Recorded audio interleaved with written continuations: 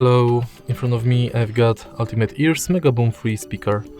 In this video I'll show you how to activate One Touch to your playlist function.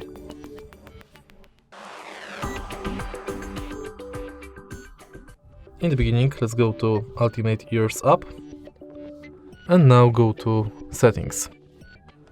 Enter One Touch to your playlist and select between Amazon Music, Apple Music or any other apps that are compatible with this app. Now simply log in and it's done. Then you'll be able to use this feature by pressing and holding this button.